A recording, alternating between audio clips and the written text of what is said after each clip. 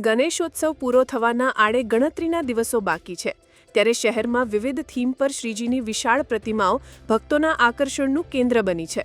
શહેરના કોટ વિસ્તારમાં 10થી માંડીને 30 ફૂટ જેટલી પ્રતિમા ગણેશ ભક્તોને આકર્ષી રહી છે, જેના દર્શન કાજે ભક્તોના ટોળે ઉમટી રહ્યા છે।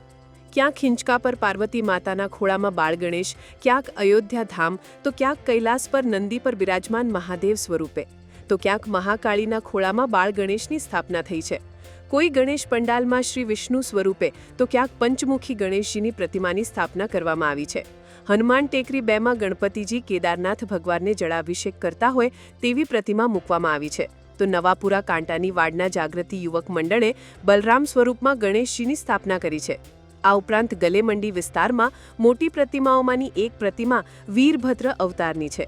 શહેરની નાની ગલીઓમાં 10 ફૂટથી લઈને 30 ફૂટની પ્રતિમાઓની સ્થાપના ઘણીવાર જોનારાઓને આશ્ચર્યમાં પણ મૂકી દે છે।